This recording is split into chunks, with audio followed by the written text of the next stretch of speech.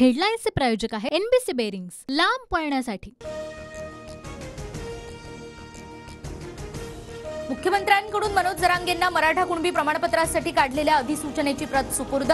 मुख्यमंत्री एकनाथ शिंदेंनी जरांगेंचं उपोषण सोडवलं।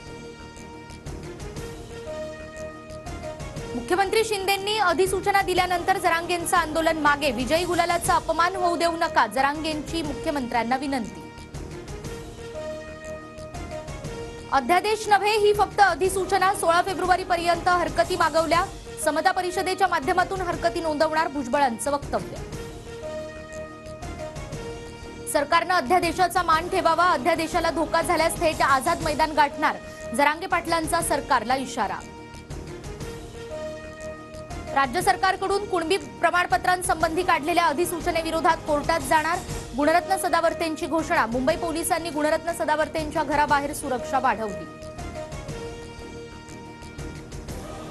सगळ्या सोयऱ्यांची व्याख्या बरोबर नाही, शिंदेंकडून जनतेची दिशाभूल। घटनातज्ञ उल्हास बापट यांची टीका, तर सरकारच्या अधिसूचनेला कोर्टात आव्हान देता येऊ शकतं, घटनातज्ञ उज्ज्वल निकम यांचा दावा। जात शपथपत्रानं नाही तर जन्मानं येते, सगळ्या सोयऱ्यांसंबंधीची अधिसूचना कायद्याच्या कसोटीवर टिकणार नाही। ओबीसीत आल्यानं ईडब्ल्यूएसचं आरक्षणही गमावलं, मंत्री छगन भुजबळांची प्रतिक्रिया। राज ठाकरेंकडून ट्विट करत मनोज जरांगेंचं अभिनंदन। सरकारनं तुमच्या मागण्या मान्य केल्या, आता आरक्षण कधी मिळणार ते मुख्यमंत्र्यांना विचारा, राज ठाकरेंचा टोला। उत्तर प्रदेशमध्ये आगामी लोकसभा निवडणुकीसाठी काँग्रेस आणि समाजवादी पक्षाची युती। काँग्रेस 11 तर समाजवादी पक्ष 69 जागा लढवणार, अखिलेश यादव यांची घोषणा।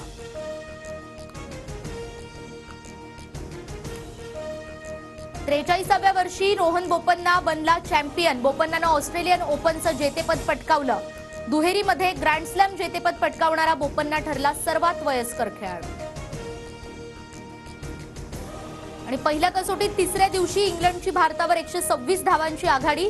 तिसऱ्या दिवसाअखेर इंग्लंडची 6 बाद 316 धावसंख्येपर्यंत मजल। हेडलाईन्सचे प्रायोजक आहे एनबीसी बेरिंग्स, लांब पळण्यासाठी।